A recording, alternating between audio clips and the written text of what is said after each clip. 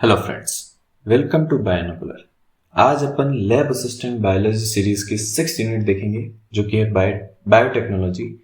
And I hope after this lecture you will be able to solve all the previous year question and the question presented to you in different test series. So let's get started. सबसे पहले what is biotechnology? तो biotechnology में simply अपन biological system के जो organism है जैसे plants, bacteria, yeast और उनके कंपोनेंट्स, सेल्स, जीन्स और एंजाइम्स, इनको यूज करते हैं, इनको मॉडिफाई करते हैं for human benefits and environmental solutions. अब बायोटेक्नोलॉजी टर्म का मीनिंग यही है। बायो मीन्स बायोलॉजिकल सिस्टम जिसमें बायोलॉजिकल ऑर्गेनिज्म आते हैं, सिंपली जो सिंपल होते हैं प्लांट्स, बैक्टीरिया, यीस्ट, और टेक्नोलॉजी मीन्स टेक्निक। तो टेक्नोलॉजी का यूज करके बायोलॉजिकल सिस्टम को मॉडिफाई करके, उनमें मॉडिफिकेशंस करके, उनके जीन्स को मॉडिफाई करके कैसे अपन अपने बेनिफिट के लिए यूज कर सकते हैं। अब इसमें मेनली दो टेक्निक्स होती हैं, दो स्टेप्स होती हैं। एक तो genetic engineering and second is cell culture. Genetic engineering means to alter, to change, and genetics mean gene. तो बेसिकली अपन किसी का यूज करने के लिए उसके जीन को मॉडिफाई करते हैं, modifying gene, and cell culture. और फिर उस मॉडिफाइड जीन को अपन आर्टिफिशियली जो लैब्स होती हैं उसमें सेल कल्चर के थ्रू डिफरेंट प्रोडक्ट्स में कन्वर्ट करते हैं, उसका एक्सप्रेशन करवाते हैं। उसमें अपन उसको एसेप्टिक मीडियम प्रोवाइड करते हैं through laminar floor bench, bioreactors etcetera. तो कोर टेक्निक्स में मेनली दो टेक्निक है। एक तो जेनेटिक इंजीनियरिंग के अपन किसी भी जो जीन ऑफ इंटरेस्ट है उसको यूज करते हैं, उसको अल्टर करते हैं, जैसे मॉडिफाइंग डीएनए, आरडीएनए टेक्नोलॉजी के थ्रू, या फिर क्रिस्पर Cas9 जो कि अभी ट्रेंड में है, जीन एडिटिंग टूल। और फिर उसको आर्टिफिशियल एनवायरनमेंट में, आउटसाइड नेचुरल एनवायरनमेंट, उसको कल्चर करते हैं। इसकी क्या क्या एप्लीकेशंस हैं? तो it is very helpful in medicinal drug development like vaccines, antibiotics and diagnostic. बहुत सारी जो डिजीज है उनके डायग्नोसिस में भी इसका यूज होता है। एग्रीकल्चर में इसका यूज होता है कि अपन ऐसी ऐसी वेराइटीज बनाते हैं प्लांट की जिनमें पेस्ट रेजिस्टेंस हो, मतलब उनको पेस्ट नहीं खा सकते, या फिर और ऐसी वेराइटीज या फूड डेवलप करते हैं जिनमें जो न्यूट्रिशन अपन को चाहिए या फिर जो ज्यादा वैल्यूएबल कैरेक्टर्स हैं वो डेवलप कर सके, जैसे pest resistance, high yield plant, biofertilizers and environmental use भी है, बायोरेमेडिएशन, वेस्ट वाटर ट्रीटमेंट में भी यूज होता है। दिस इज बायोटेक्नोलॉजी, जहां पे अपन बायोलॉजिकली प्रोडक्ट, मतलब जो बायोलॉजिकल प्रोडक्ट्स हैं प्लांट, बैक्टीरिया और यीस्ट, सिंपलर, उनको यूज करके अपने बेनिफिट के लिए उनको मॉडिफाई करते हैं। अब ये कैसे करते हैं? इसमें एक टेक्निक है rDNA technology, recombinant DNA technology. Recombinant मतलब दो अलग अलग डीएनए को कंबाइन करके और उनको कैसे अपन बेनिफिट के लिए यूज कर सकते हैं। So what is rDNA technology? Simply there is an concept कि every character is controlled by gene. मतलब कोई भी कैरेक्टर होता है, जैसे ह्यूमंस में बोलना, मूवमेंट, देखना, सब कुछ, जितने भी कैरेक्टर्स हैं, प्लांट्स, एनिमल्स, वो जीन्स कंट्रोल करते हैं। तो हर कैरेक्टर को एक जीन कंट्रोल करता है। तो if we want any useful character, जैसे हमें कोई भी यूजफुल कैरेक्टर चाहिए, होस्ट ऑर्गेनिजम्स होते हैं जैसे बैक्टीरिया एंड यीस्ट, इनमें इनके जो वेक्टर्स होते हैं वो ग्रो करते हैं, मल्टीप्लाई करते हैं।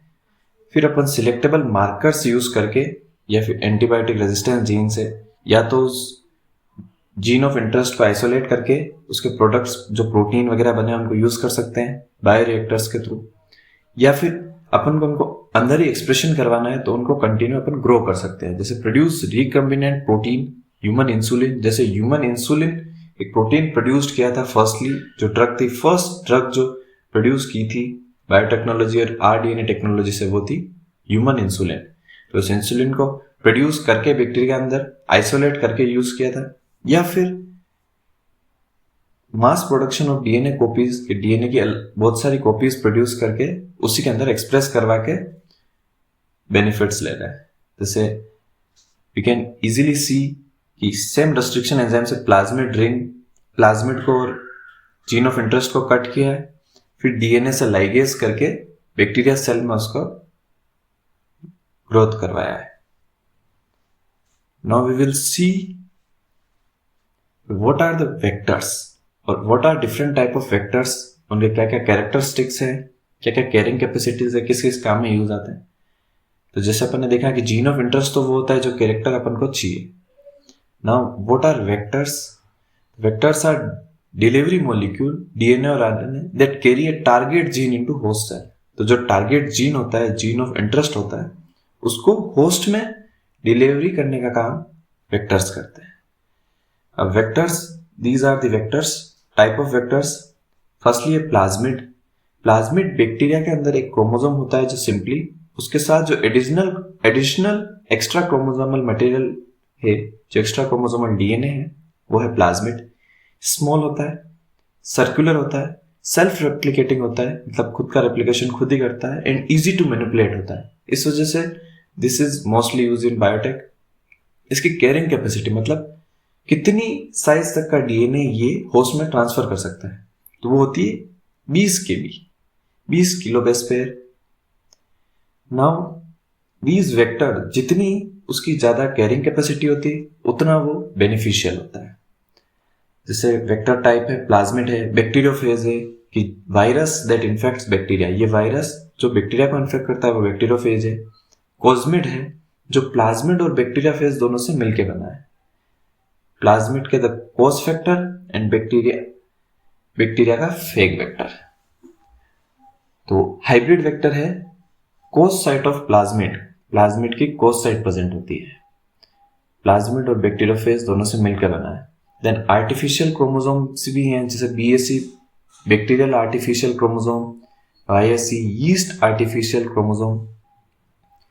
ये जो अलग अलग छोटे छोटे वेक्टर्स हैं उनके इंपॉर्टेंट साइट्स को मिला के बनाया है, जिनकी कैरिंग कैपेसिटी ज्यादा होती है। मतलब ये बड़ा साइज का डीएनए ट्रांसफर कर सकते हैं, बड़ा साइज का जीन होस्ट में ट्रांसफर कर सकते हैं, जिससे अपन जो बेनिफिट्स हैं वो इजीली एक्वायर कर सकते हैं। There are some viral vectors जिनका मेनली यूज जीन थेरेपी या फिर डायग्नोस्टिक प्रोसेस में करते हैं। अब जो वेक्टर्स हैं उनकी कैरिंग कैपेसिटीज देखते हैं, तो सबसे कम जो कैरिंग कैपेसिटीज होती है वायरल वेक्टर्स की होती है, 5 kb, 10 kb, 36 kb। Then plasmid vector जो कि 20 kb तक का डीएनए मॉलिक्यूल कैरी कर सकता है। बैक्टीरियोफेज इससे थोड़ा ज्यादा 20 to 45 kb of genetic material carry कर सकता है। कोज्मिड 30 से 45। बैक्टीरियल आर्टिफिशियल क्रोमोसोम 300 kb तक का जीन ऑफ इंटरेस्ट और बैक्टीरियल जो डीएनए है उसको कैरी कर सकता है। एंड यीस्ट आर्टिफिशियल क्रोमोसोम है वो 1000 to 2000 kb of DNA segment को ट्रांसफर कर सकता है। तो जितनी ज्यादा उसकी कैरिंग कैपेसिटी होगी उतना वो बेनिफिशियल होगा। Plasmid mainly protein expression in bacteria के लिए यूज होता है, जैसे इंसुलिन। Bacteriophage cloning and storing genetic material cDNA libraries के लिए यूज होते हैं। Cosmid construction of large genomic libraries, ये मेनली जीनोमिक लाइब्रेरीज के लिए यूज होते हैं। जीनोमिक लाइब्रेरीज वो होती हैं जहाँ पे अपन उन जीन को स्टोर करते हैं जिनका उनको फंक्शन पता है और जो मॉडिफाइड है एंड जिनकी ग्रोथ और जिनकी हाई कॉपी नंबर अपने पास है। आर्टिफिशियल क्रोमोसोम मैपिंग और sequencing of large genome, human genome project में इन्हीं का यूज हुआ था। तो दीज वर द वेक्टर्स, इनके क्या क्या कैरेक्टर्स है, इनकी साइज, इनके टाइप्स, इनके स्ट्रक्चर्स। नाउ जो बायोटेक्नोलॉजी है और जो RDNA टेक्नोलॉजीज है उनका यूज कैसे होता है, तो इससे अपन ट्रांसजेनिक प्लांट्स बनाते हैं, ट्रांसजेनिक एनिमल बनाते हैं। What are transgenic organism? Transgenic, trans means transformed और जेनिक मीन्स जेनेटिक मटेरियल, मतलब जिनका जेनेटिक मटेरियल है वो अल्टर्ड किया हुआ है। बिकॉज अपन को जो डिजायर्ड कैरेक्टर चाहिए थे वो अपन ने कहीं से आइसोलेट किए, उनको वेक्टर के साथ ऐड किए और उसको ऑर्गेनिज्म में ऐड कर दिया। तो ऑर्गेनिज्म के अंदर जो डिजायर्ड जीन था वो एक्सप्रेस हुआ और अपन को डिजायर्ड कैरेक्टर मिल गया। Organism contain stable functional genetic material from different species. जो डिजायर्ड स्पेसीज थी उसका भी जेनेटिक कंपोनेंट है वो ऑर्गेनिज्म में प्रेजेंट है। इसमें फर्स्टली ट्रांसजेनिक प्लांट्स बनाए हैं अपन ने कि if there is a plant, उसको कोई इंसेक्ट या पेस्ट हार्म कर रहा है या फिर अपन को प्लांट के अंदर कोई डिजायर्ड कैरेक्टर चाहिए, तो उसको अपन डिजायर्ड जो जीन है या फिर दूसरा कोई ऑर्गेनिज्म वहां से जो जीन है उसको लेंगे, वेक्टर के साथ ऐड करेंगे और उस प्लांट में ट्रांसफर कर देंगे कैलस में, और फिर उस प्लांट को ग्रो करेंगे। तो उस प्लांट में वो कैरेक्टर्स आ जाएंगे, जैसे pest resistance, herbicide tolerance, improved nutrition. इनके एग्जाम्पल है बीटी कॉर्न, गोल्डन राइस जो कि विटामिन ए इनरिच्ड होता है, जिसमें विटामिन ए बहुत ज्यादा प्रेजेंट होता है। इसके जो एप्लीकेशंस है जैसे पेस्ट रिड्यूस पेस्ट यूज, तो पेस्ट का यूज कम करना पड़ता है क्योंकि ऑलरेडी पेस्ट रेजिस्टेंट प्लांट है। एनहेंस्ड वीट कंट्रोल, कॉम्बैक्टिंग मोल न्यूट्रिशन की न्यूट्रिशन की कमी नहीं होती। ऐसे ट्रांसजेनिक एनिमल्स भी बने हैं जैसे नॉकआउट माइस जिसमें अपन डिजीज स्टडी करते हैं, glow in dark fish, glow fish, disease models बनाते हैं।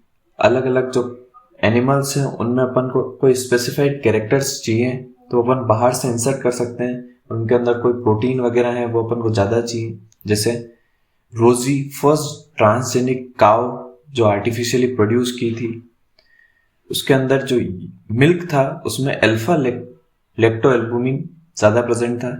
Production of high value protein, 2.5 gram of protein पर लीटर प्रेजेंट था। तो अलग अलग एग्जाम्पल्स हैं जहाँ पे अपन ने ट्रांसजेनिक प्लांट्स और एनिमल्स बनाए हैं और अपन अपने। Now we will talk about BT cotton. तो बीटी कॉटन है क्या? Basically bacillus thuringiensis cotton.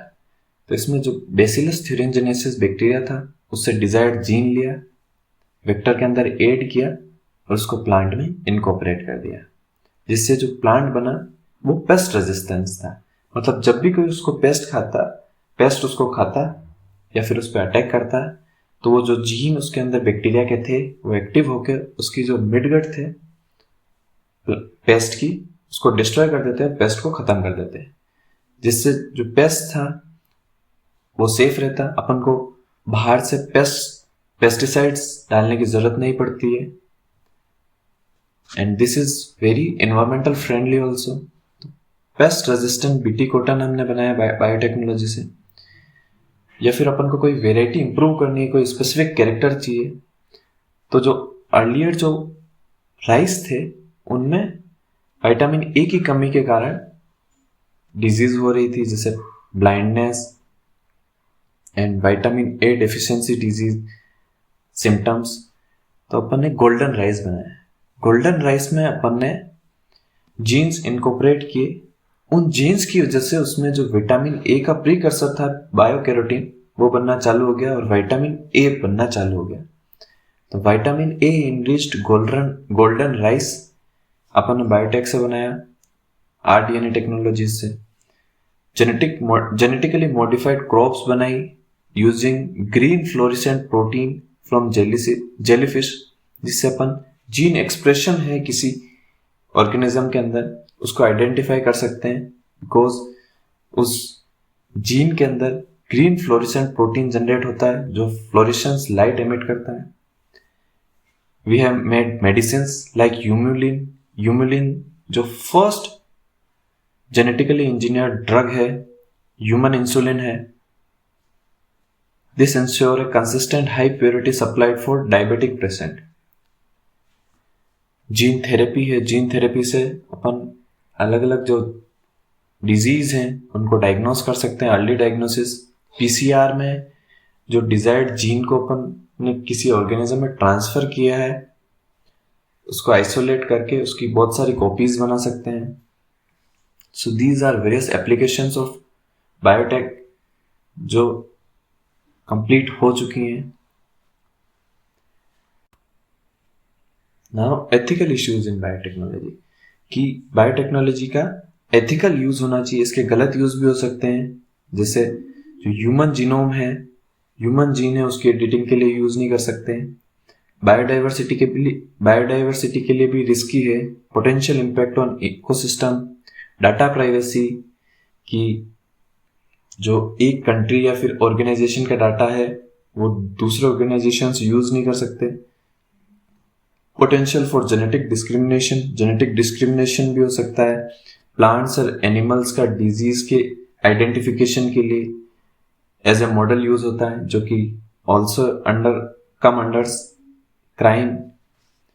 And different countries जो हैं, अलग अलग कंट्रीज के प्रोडक्ट्स को लेके और उनको मॉडिफाई करके उनकी न्यूट्रिशनल वैल्यूज को बढ़ा के एज देमसेल्फ प्रपोज करती हैं। तो this is an wrong act where people use biological products for unethical uses.